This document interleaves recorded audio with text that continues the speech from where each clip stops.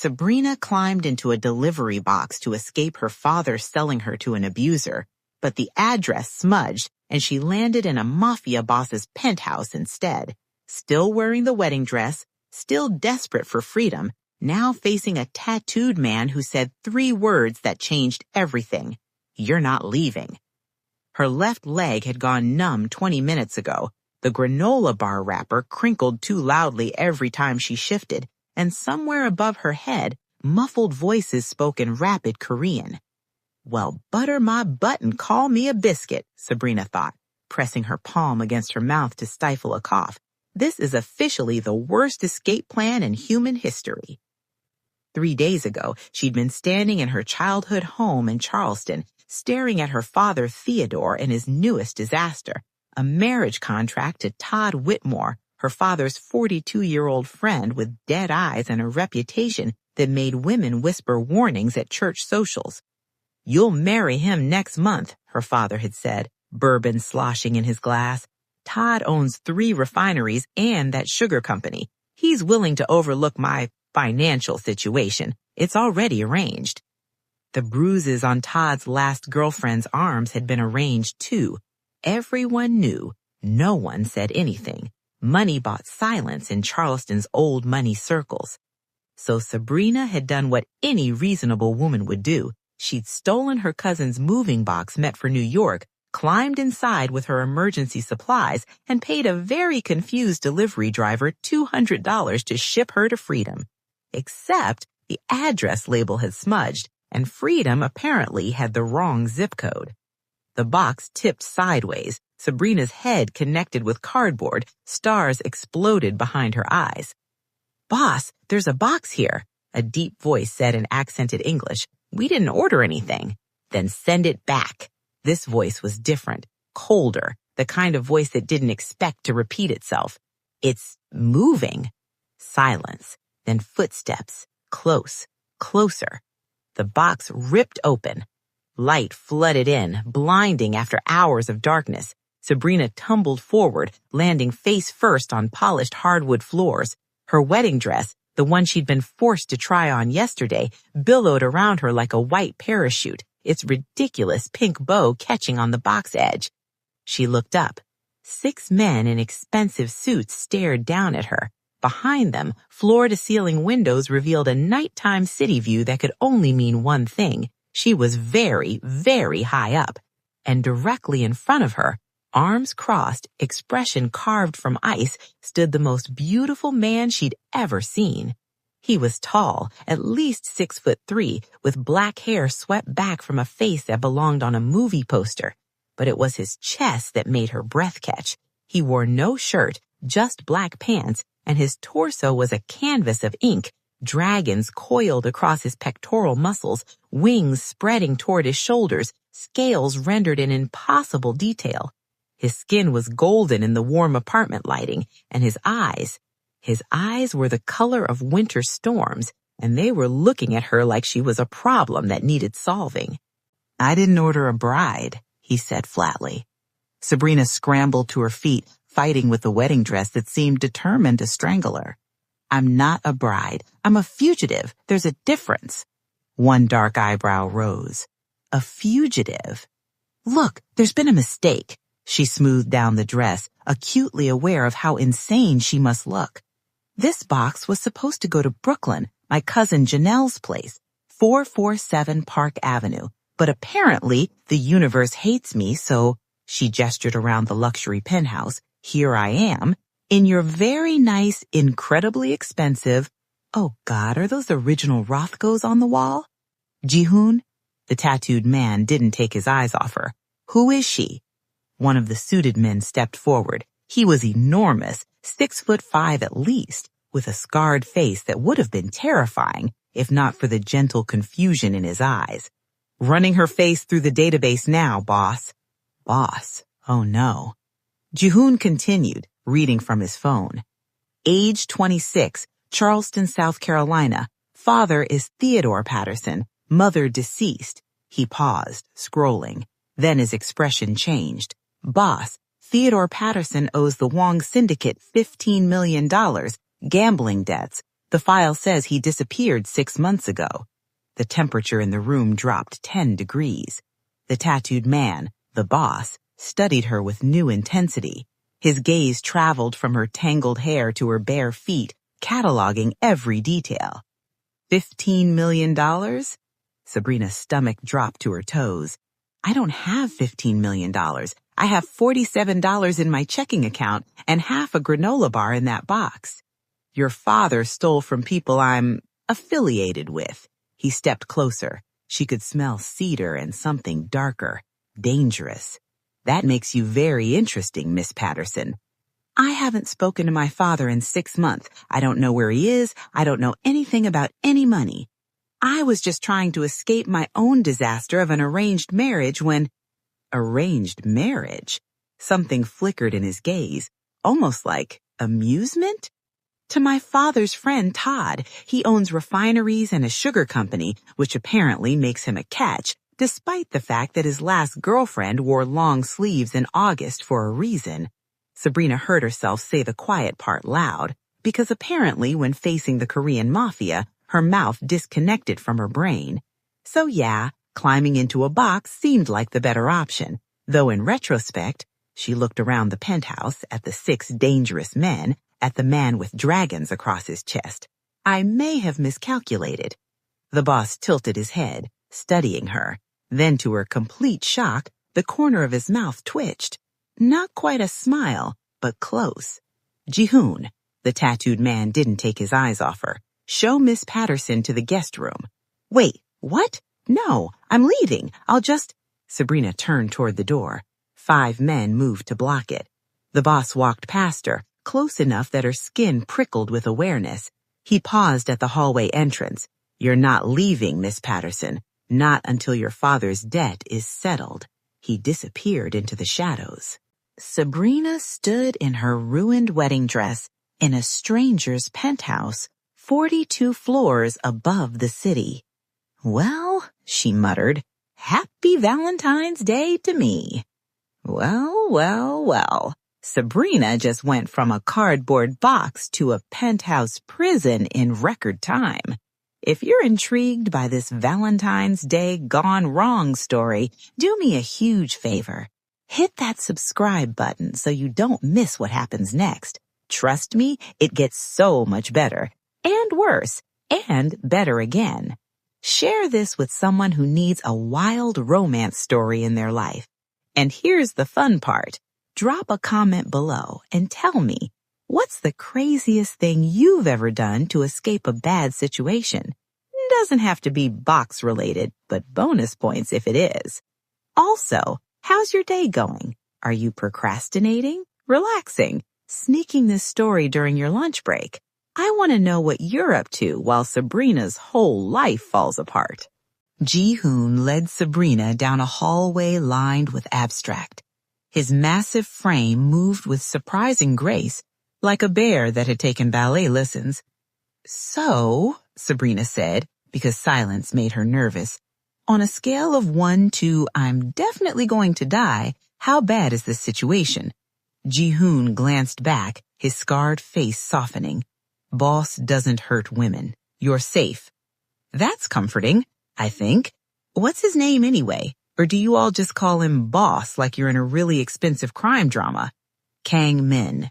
Ji-hoon stopped at a door, pushing it open. And this is your room. Sabrina's jaw dropped. A king-sized bed dominated the space, dressed in white linens that looked softer than clouds.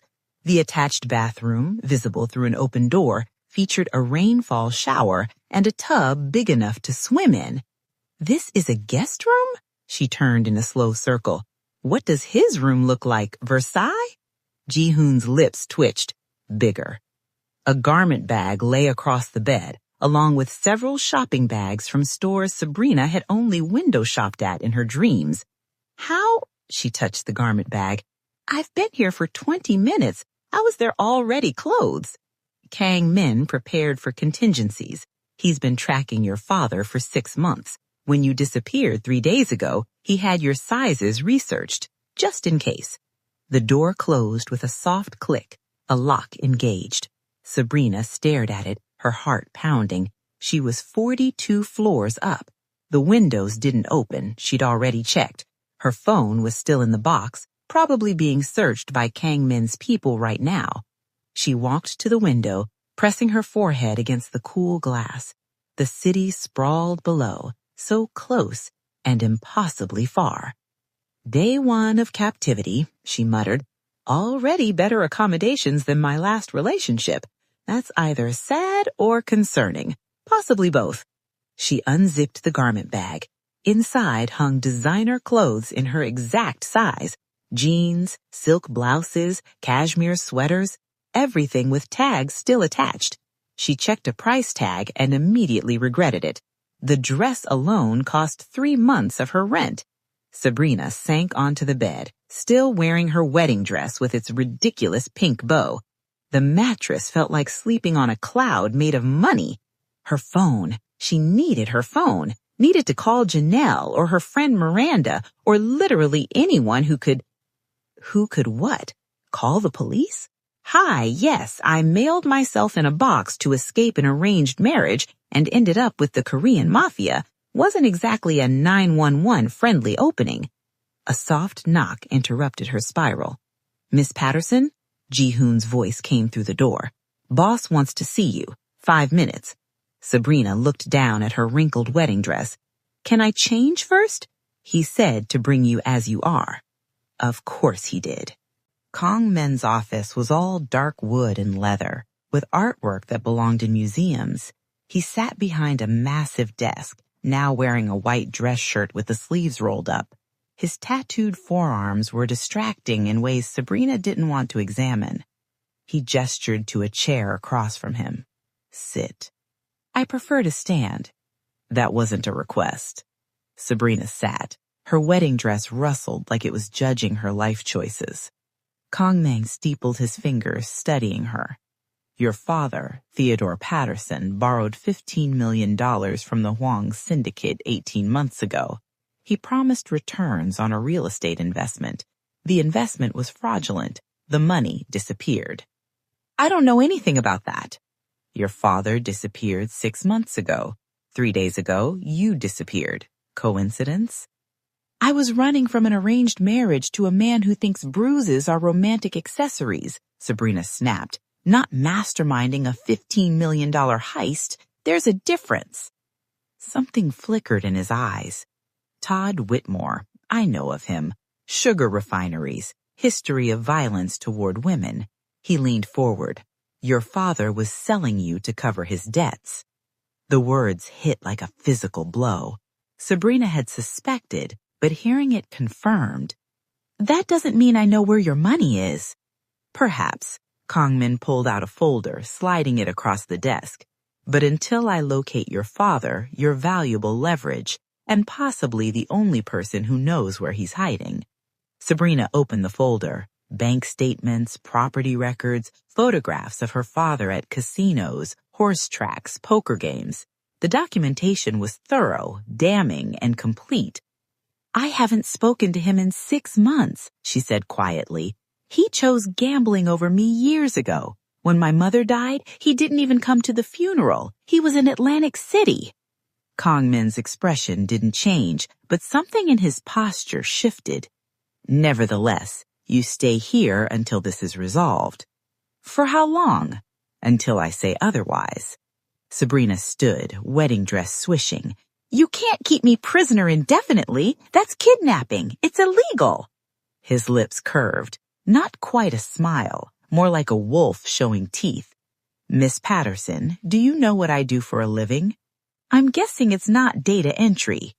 I own 3 restaurants, 2 nightclubs, and a commercial real estate portfolio, all legitimate. He stood, moving around the desk with predatory grace. But I also collect debts, and I'm very good at my job. He stopped close enough that Sabrina had to tilt her head back to maintain eye contact.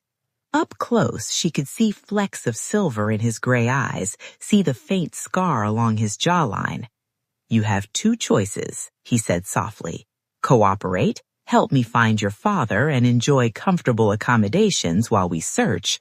Or, he paused, don't cooperate. Still stay here, but without the comforts.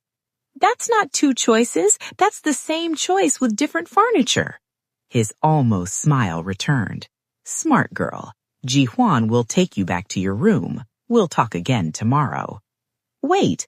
Sabrina caught his arm without thinking. His skin was warm, the muscle beneath solid. She dropped her hand like it burned.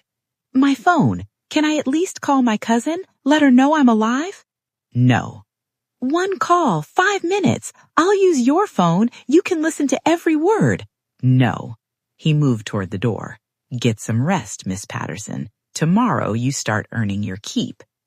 Earning your... What does that mean? But he was already gone. Back in her room, Sabrina tried the door. Locked. Tried the windows. Sealed. Checked her bathroom for escape routes and found only luxury toiletries. She collapsed on the bed, still wearing the wedding dress that was supposed to be for Todd Whitmore. This is fine, she told the ceiling. I've been kidnapped by a tattooed Korean mafia boss who dresses me in designer clothes and locks me in luxury prisons. Totally fine. Completely normal Valentine's Day. Her stomach growled, reminding her that the last granola bar was long gone. As if summoned by hunger, another knock sounded. Ji-Hoon entered with a tray. Dinner. Boss says you need to eat. The smell hit her first. Korean fried chicken, kimchi, rice, and was that japchae? Her mouth watered traitorously. He cooks? Sometimes, when he can't sleep. Ji-Hoon set the tray on the desk. Eat, you'll need your strength. For what? His scarred face softened into something almost sympathetic. Tomorrow you meet Yuki. She's intense. He left before Sabrina could ask what that meant. She ate the fried chicken. It was perfect, crispy, flavorful, with just enough spice to make her lips tingle. She hated that it was perfect. Day 1, Sabrina muttered, licking sauce from her fingers. Kidnapped, fed amazing Korean food, dressed in designer clothes. Stockholm Syndrome speed run, here we go. But as she curled up in the too soft bed, wearing silk pajamas that probably cost a month's salary, one thought kept circling. Kang Min's hands had been gentle when he'd cooked, and his eyes, when she'd mentioned her mother's funeral, had flickered with something that looked almost like understanding. Monsters didn't cook fried chicken at midnight, did they?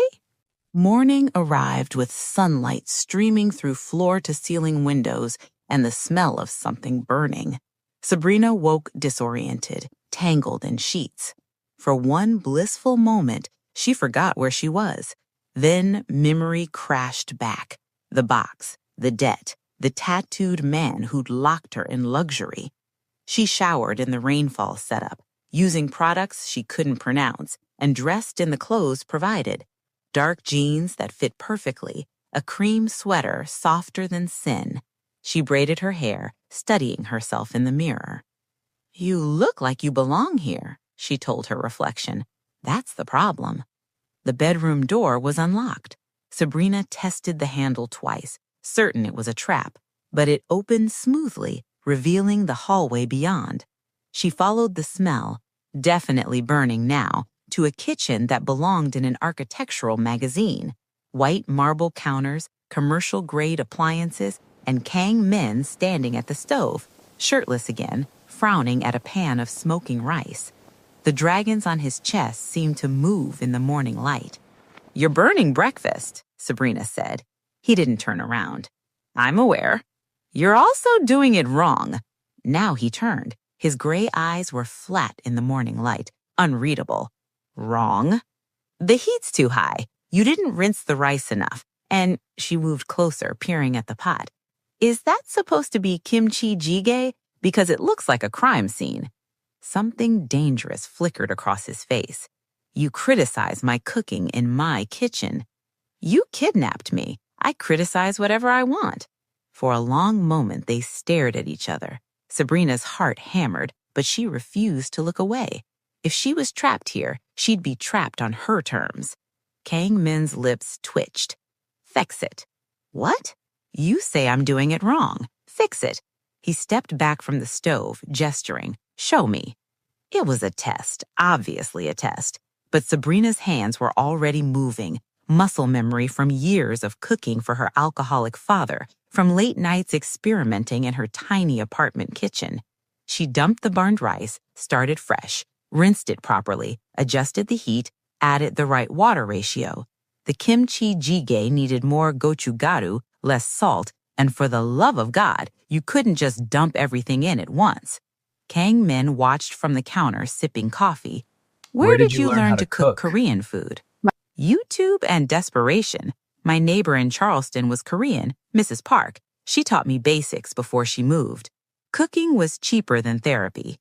You needed therapy? My mother died when I was 16. My father drank away her life insurance within a year. I needed something to control when everything else was chaos. She stirred the rice. Food made sense. Follow the recipe, get the result. No surprises, no betrayals. She felt his gaze on her back, heavy and assessing. No betrayals, he repeated softly, until your father sold you to his friend. Sabrina's hand tightened on the spoon. I don't want to talk about that, but you'll talk about it eventually because I need to understand why you ran, where you might run to next. She spun around. I ran because marrying an abuser seemed worse than any alternative, even mailing myself in a box. Even, she gestured at him, whatever this is. Kang Min set down his coffee.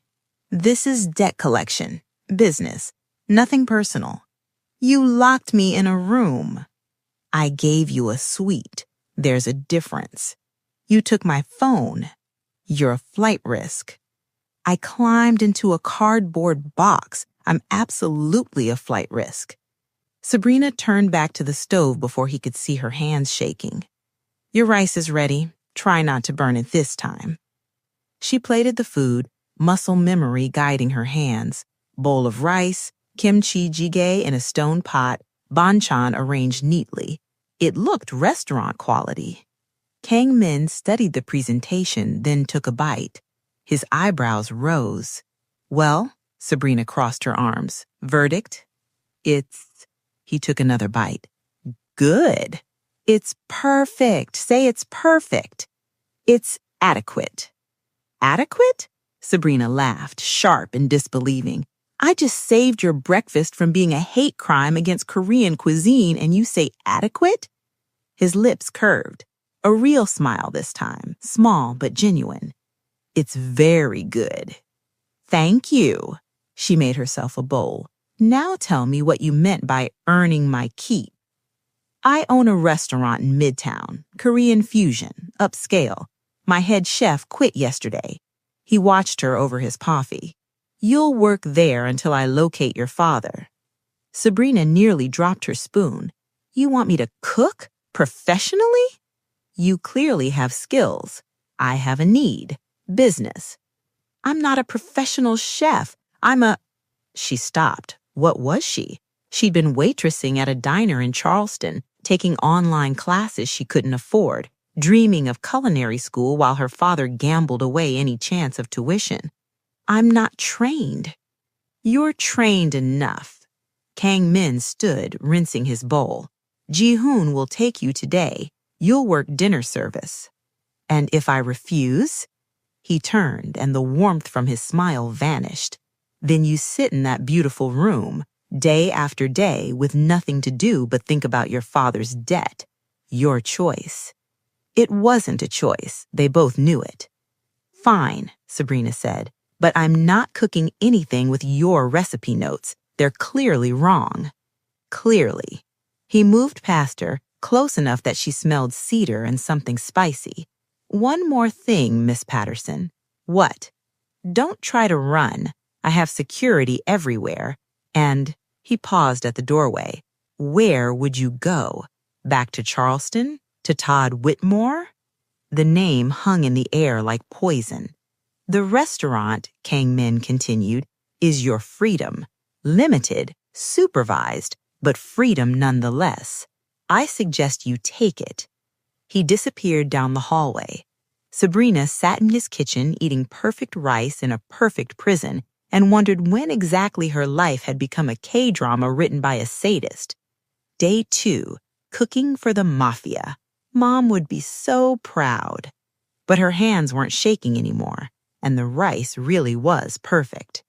This woman is either the bravest person alive or has a death wish, maybe both. Before we continue, I need your help. If you're loving this chaotic Valentine's Day story, please like this video. It helps me know you're enjoying the story. Subscribe so you don't miss what happens next, because trust me, the romance is about to hit and the drama is about to explode. The restaurant was called Lotus and Steel, a name that somehow managed to be both elegant and vaguely threatening.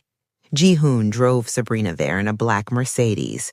"So," Sabrina said, watching Manhattan blur past, "on a scale of 1 to Gordon Ramsay, how mean is this kitchen staff going to be to the kidnapped amateur?" Ji-hoon's scarred face crinkled with amusement. "Yuki is protective of her territory. That's not ominous at all." The restaurant occupied the ground floor of a building in Midtown, all glass and steel with minimalist design. Inside, the kitchen gleamed like an operating room, and standing at the prep station, arms crossed, was a woman who looked like she could kill someone with a well-aimed spatula. Yuki was petite, maybe 5'2", with short black hair and eyes that could cut glass. She wore a chef's coat like armor and radiated the kind of authority that came from years of ruling her domain. "This is the girl?" Yuki's gaze traveled over Sabrina, assessing and finding her wanting. "She looks like she couldn't julienne a carrot." "I can julienne a carrot," Sabrina said. "I can also brunoise, chiffonade, and supremely segment a citrus. Want me to keep going?" Yuki's eyebrow rose. Big words for someone who's never worked a professional kitchen. Big attitude for someone whose boss just hired me. Ji-hoon coughed. "I'll be outside. Try not to kill each other." The kitchen door swung shut. Yuki circled Sabrina like a shark. "You're the Patterson girl, the one whose father owes boss $15 million. That's me, living the dream." "You know what I think?" Yuki stopped directly in front of her. "I think you're a spoiled Charleston princess who's never worked a day in her life. I think you'll last exactly 1 dinner service before you're crying in the walk-in." Something hot and angry flared in Sabrina's chest. She'd spent her life being underestimated, dismissed, told she wasn't good enough. "You know what I think?" Sabrina stepped closer. "I think you're testing me because that's what bullies do. So here's the deal. Give me a station, give me a prep list, and watch me work. Then decide if I'm worth your attitude." Silence stretched between them. Then Yuki smiled, sharp, approving. "Prep station 3. I need brunoise on 50 shallots, supremes on 20 grapefruits, and a gallon of gochujang aioli. You have 2 hours. Done." "And Sabrina," Yuki turned back, "in my kitchen, I don't care who your daddy is or who you're sleeping with. You earn respect with your knife skills, nothing else." "I'm not sleeping with anyone. Yet." Yuki's smile turned knowing. "Boss doesn't look at women the way he looks at you unless he's planning something." Before Sabrina could respond, the back door crashed open and a man stumbled in carrying a laptop covered in conspiracy theory stickers. "The Valentine's Day flowers are bugged," he announced in a thick Russian accent. "I knew it. The delivery company is CIA front." "Dmitri," Yuki sighed, "the flowers are from the vendor we've used for 3 years. "That's what they want you to think." Dmitri was tall, thin, with wild hair and eyes that suggested too much caffeine and not enough sleep. He spotted Sabrina. "You, box girl, did you know your delivery company has ties to—" "Dmitri," Yuki said firmly, "go back to your cameras." "But the—" "Cameras, now." Dmitri shuffled out, muttering about surveillance states. Sabrina stared. What was that? "That's Dmitri, tech security, brilliant with computers, insane about everything else." Yuki handed her a knife. "Now stop stalling and start chopping." 2 hours later, Sabrina's arms ached and her eyes watered from shallot fumes, but her prep station was immaculate. Perfect brunoise, supremes without a trace of pith, aioli whipped to glossy perfection. Yuki inspected each container, her face unreadable. Then she nodded once. "You'll do appetizers tonight. Don't screw up." It wasn't praise, but it wasn't dismissal either. Dinner service was chaos. Orders flew, tickets printed. The kitchen transformed into a carefully orchestrated storm. Sabrina worked her station. Korean fried cauliflower, gochujang wings, kimchi pancakes, and fell into the rhythm she'd only dreamed about. The focus, the heat, the perfect chaos of creation. She was plating her 50th order when she felt him. Kang Min stood in the kitchen doorway, watching. He'd changed into a black suit, looking every inch the successful restaurateur. His eyes tracked her movements, the way she sauced the plate, the precision of her garnish. Their gazes met across the kitchen. Something electric passed between them. "Order up," Sabrina called, breaking eye contact first. After service, Sabrina collapsed on a milk crate in the alley, her chef's coat splattered with sauce, her hair escaping its braid. She'd survived. Barely, but survived. The door opened. Kang Min stepped out, loosening his tie. "You did well tonight." "I didn't die. The bar is low." He almost smiled. "Yuki doesn't compliment easily. She told me you have potential." "She said I didn't completely embarrass her. Is that a compliment in her language?" From Yuki, it's glowing praise. He sat beside her on another crate, close enough that their shoulders almost touched. "You surprised me, Miss Patterson. Sabrina, if I'm cooking for you, you can use my name." Sabrina. The way he said it, careful and deliberate, made her skin prickle. "Why did you never pursue cooking professionally?" "Because culinary school costs money, and my father preferred gambling to college funds." She stared at the alley wall. "After my mom died, I worked 3 jobs just to keep us afloat. When I finally saved enough for community college, he stole it for a sure thing at the track." Kang Min was quiet for a long moment. "My father believed in discipline above all else. Love was weakness. Emotion was failure." His voice dropped. "When my mother got sick, he wouldn't pay for experimental treatments, said it was throwing good money after bad."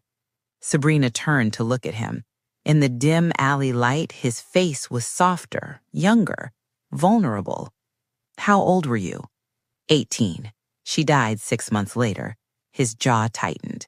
"I took over the family business at 23 when my father was killed. Everyone said I was too young, too American, not ruthless enough." Were they right? His eyes met hers. "What do you think?" Sabrina thought about the locked door, the surveillance, the casual way he'd taken control of her life. But she also thought about the midnight cooking, the opportunity he'd given her, the way his eyes had flickered with pain when she'd mentioned her mother. "I think you're more complicated than you want people to believe." Something shifted in his expression. He stood abruptly. "Ji-hoon will drive you back. You start at 4 tomorrow." He was gone before she could respond. Sabrina sat alone in the alley, her heart doing complicated things she didn't want to examine. "Day 3, she muttered, started catching feelings for my captor, right on schedule for Stockholm Syndrome. But it didn't feel like Stockholm Syndrome. It felt like recognition, like finding someone who understood what it meant to survive. A week passed in a blur of prep work and dinner service. Sabrina fell into a routine. Wake up in the luxury prison, get driven to the restaurant, cook until her feet ached, return to the penthouse, collapse. Repeat. She was getting good. Even Yuki admitted it, though the words were buried under 17 layers of critique. But something else was happening too. Kang Min appeared in the kitchen every night, watching her work. Sometimes he'd taste her dishes, nod approvingly, disappear. Other times he'd stay through service, and Sabrina would feel his eyes on her like a physical touch. The awareness between them was becoming impossible to ignore. Friday night, Sabrina couldn't sleep. The bed was too soft, the room too quiet, her mind too loud with thoughts of her father, Todd, and a tattooed man who cooked when he was sad. She padded to the kitchen at 2 a.m. and found Kang Min already there. He stood at the stove in black sweatpants and nothing else, his tattooed back a canvas of ink and muscle. He was making japchae, the glass noodles glistening in the pan. "Can't sleep?" Sabrina asked. He didn't startle. "Never can after closing the books. Numbers make my brain too active." "Want company?" He glanced over his shoulder. Something in his eyes made her breath catch. "If you're offering." Sabrina moved to the counter, watching him cook. His movements were precise, practiced, almost meditative. "My mother taught me this dish," he said quietly, "before she got sick. She said cooking was meditation. Control the ingredients, control the outcome." "Your father didn't cook?" Kang Min's voice hardened. "My father believed cooking was women's work. He believed a lot of things that were wrong. Like emotion being weakness? Like love being a liability." He turned off the heat, dividing the japchae between two bowls. "He said my mother made me soft, that caring about her death would destroy me." "Did it?" Kang Min handed her a bowl, their fingers brushing. The contact sent electricity up her arm. "It made me ruthless. I decided no one would ever control me through something I loved again." "That's why you don't—" Sabrina stopped. "Why you keep everyone at distance?" "Yes." He leaned against the counter, steadying her. Her heart hammered. "I'm your prisoner. Leverage, you said it yourself." "I lied." The words dropped like stones between them. "You stopped being leverage the moment you told me your father chose gambling over your mother's funeral." Sabrina set down her bowl with trembling hands. "Then what am I?" Kang Min moved closer, not touching, but close enough that she could feel his heat. "Dangerous." "I'm dangerous? You literally kidnap people." "I collect debts. There's a difference." His lips curved. "But you, Sabrina Patterson, make me forget why I built these walls. You make me want things I swore I'd never want again." "Like what?" "Like someone who sees past the tattoos and the reputation. Someone who argues with me about rice preparation. Someone who—" He stopped, jaw clenching. "This is a mistake." "What is?" "This, us, this conversation." But he didn't move away. "You should go back to your room." "Why?" "Because if you stay, I'm going to kiss you." Sabrina's breath caught. Every rational thought screamed that this was insane. He'd kidnapped her, locked her up, controlled every aspect of her life for a week. But it also given her a kitchen, respected her skills, shared his pain. And he was giving her a choice right now. To leave? To stay? "What if I want you to?" The words escaped before she could stop them. Kang Min's eyes darkened. "Don't say things you don't mean." "I mean it." Sabrina stepped closer, closing the distance between them. "I've spent my whole life letting other people make choices for me. My father, Todd, even climbing into that box was running away from a choice, not making one." She touched his chest, feeling his heartbeat thunderous under her palm. "So I'm making a choice now. I'm choosing to stay in this kitchen. With you." For a moment, he just stared at her. Then his hand came up, cupping her face with surprising gentleness. "You're sure?" "No." Sabrina laughed shakily. "This is probably the worst decision I've ever made. But I'm making it anyway." Kang Min's thumb traced her cheekbone. "I won't be able to stop at one kiss." "Good." He kissed her. It wasn't gentle. It was consuming, desperate, like he'd been holding back for days and the dam had finally broken. His hands tangled in her hair, pulling her closer, and Sabrina melted into him. She'd been kissed before. This wasn't that. This was claiming, recognition, home. When they broke apart, both breathing hard, Kang Min pressed his forehead against hers. "This complicates things," he murmured. "Everything about us is complicated. Your father still owes $15 million. Todd Whitmore still has a legal claim on you through that marriage contract, and He pulled back, meeting our eyes. "I still don't know if I can trust you." The words stung, but Sabrina understood. "Then don't trust me. Just don't lock me out." "I don't know how to do this," he admitted. "Caring about someone again. It's been so long." "Me neither. I thought I loved someone once. He used my rent money to buy car parts and slept with my coworker." Sabrina managed to smile. "So we'll figure it out together. Make mistakes. Argue about cooking. Whatever." Kang Min's lips curved. "You really think it's that simple?" "No, I think it's terrifying and complicated and probably going to end in disaster." She kissed him again, softer this time. His arms wrapped around her, holding her close. Dangerous woman. Dangerous man. They stood in the kitchen, two damaged people who'd found each other in the worst possible way and pretended the world outside didn't exist. At least for tonight. 3 weeks into captivity turned something else, Sabrina was plating a special when Dimitri burst into the kitchen. "Boss, the refinery man is here." Every knife in the kitchen stopped moving. Yuki's face went pale. "Todd Whitmore? Here?" Sabrina's hands froze on the plate. Blood roared in her ears. Kang Min appeared in the kitchen doorway, his expression carved from ice. "Stay here," he told Sabrina. Then to Ji-hoon, "With me." "No," Sabrina stripped off her apron. "If he's here for me, I face him."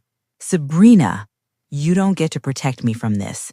Her voice shook but held firm. "He's been controlling my life through fear for months. I won't hide anymore." Something flickered in Kang Min's eyes. Pride, maybe, or concern. "Then you stay behind me." The dining room was half full of Friday night customers, and sitting at the best table flanked by 2 men in expensive suits was Todd Whitmore. He looked exactly as Sabrina remembered. Silver hair, cold blue eyes, smile that never reached his face. Handsome in the way poisonous things were often beautiful. "Sabrina!" Todd stood, arms open like they were old friends. "There you are. Your father and I have been so worried." "Liar," the word came out steady. "My father sold me to you like livestock." Such harsh words. Todd's smile sharpened. "I prefer to think of it as a mutually beneficial arrangement. I pay his debts, you gain security. Everyone wins. Except me." "Mr. Whitmore." Kang Min's voice cut through the tension like a blade. "You're in my restaurant, uninvited." Todd's gaze slid to Kang Min, assessing. "Ah, the Korean businessman who's been harboring my fiancé. We need to talk." "She's not your fiancé.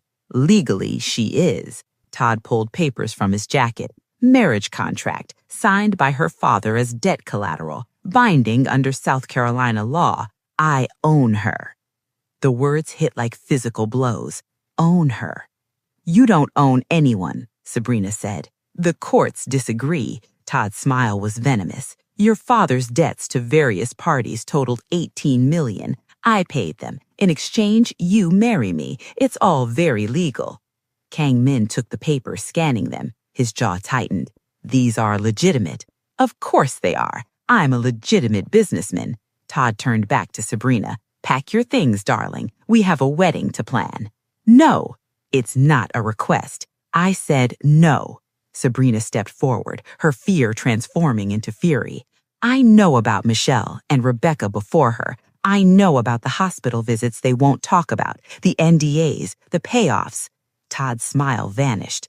"Careful, Sabrina." "Why? What will you do? Hit me here in front of witnesses?" She gestured at the dining room. "Or will you wait until we're married when it's legal? You think this tattooed thug will protect you?" Todd's voice dropped to something ugly. He's using you to get to your father's money. Once he finds it, you're disposable. Sabrina glanced at Kang Min. His face revealed nothing. Maybe, she said quietly, but at least he gave me a choice. You never did. Choice? Todd laughed. You climbed into a box and mailed yourself like a coward. That's not choice. That's running. Running from you seemed like survival. Todd's hand shot out, grabbing her wrist. His grip was iron, painful. You're coming with me now. Kang Min moved. One moment, Todd was standing. The next, he was slammed against the wall, Kang Min's forearm across his throat. The two suited men reached for weapons, but Ji-hoon materialized behind them, shaking his head slowly. Touch her again, Kang Min said softly, and they'll never find your body. Todd wheezed. The contract is paper. I'm very good at making paper disappear. Kang Min leaned closer. You know who I am, Whitmore. You know what I'm capable of, so I'll make this simple. Leave. Never contact her again or discover exactly why people don't cross me. She's legally mine. Kang Min's grip tightened. She's not yours. For a long moment, the only sound was Todd struggling to breathe. Then Kang Min released him. Todd stumbled, gasping. His cold eyes found Sabrina. This isn't over. Yes, Sabrina said, surprised by her own steadiness. It is. Todd straightened his suit, gathered his papers, and walked out with his men. The door closed behind them. The dining room erupted into whispers. Sabrina stood frozen, shaking. Her wrist throbbed where Todd had grabbed it, already bruising. Kang Min turned to her, his expression softening. Let me see. She held out her wrist. His fingers were gentle as he examined the marks, but his eyes were murderous. I'll kill him, he said quietly. Say the word and he disappears. No, Sabrina pulled her hand back. I won't let you become a murderer for me. I already am one. The words hung between them. Sabrina looked at this man, tattooed, dangerous, capable of violence, who just threatened murder on her behalf. I don't believe that, she said. You should. Kang Min's voice was hollow. I've done things that would make you run screaming back to Charleston. Then tell me, no more secrets. He studied her for a long moment, then nodded. Not here. Tonight, I'll tell you everything. Yuki appeared from the kitchen. Service is ruined. I'm sending everyone home. Good. Kang Min took Sabrina's hand, carefully avoiding the bruises. Come on, we need to talk. As they walked to his office, Sabrina's mind raced. The contract, Todd's claim, Kang Min's threat. Everything was unraveling. But for the first time, she wasn't running. She was choosing to stay and fight, even if the fight destroyed everything. Kang Min's office felt smaller with the door closed. He poured 2 glasses of whiskey, handed her one, then sat heavily behind his desk. My father's name was Kang Jae-sung, he began. He built this empire from nothing. Restaurants, clubs, real estate, but also protection rackets, debt collection, money laundering. He was what Americans call a crime boss. Sabrina sipped her whiskey, staying quiet. When I was 18, my mother was diagnosed with cancer. Experimental treatments existed, but they weren't covered by insurance. My father refused to pay, said it was wasting money on someone already dead. Kang Min's knuckles whitened around his glass. So I stole from him. $500,000, got her into a trial. Did it work? She lived 6 more months, 6 months where she smiled again, where we cooked together, where she told me stories about Korea. His voice cracked. My father found out about the theft the day after her funeral, beat me unconscious, disowned me. Sabrina's chest ached. Men. 5 years later, someone put 3 bullets in him outside a club in Flushing. The police called it gang violence. It was me. He met her eyes. I killed my own father, Sabrina, took back the businesses he'd built. Everyone who'd stood with him either fell in line or disappeared. The words should have terrified her. Instead, she felt only sadness. How old were you? 23. He drained his whiskey. I've spent 15 years building something different, legitimate businesses with insurance on the side.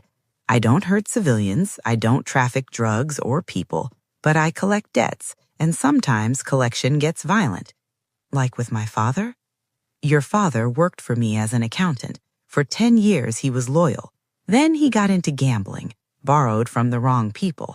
When they came to collect, he panicked and stole $15 million from my accounts to pay them off.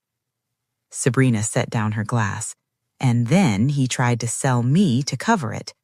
Yes. Kongmin stood, moving to the window. When I found out about the marriage contract to Whitmore, I investigated. 3 women, all with medical records that tell stories. Todd Whitmore is a monster in an expensive suit. So you plan to stop the wedding? I plan to confront your father at the ceremony, force him to tell me where my money was. Then I'd make the Todd problem disappear. He turned to face her. But you beat me to it, climbed into a box and mailed yourself to freedom. Despite everything, Sabrina laughed. Worst escape plan ever. Or the best.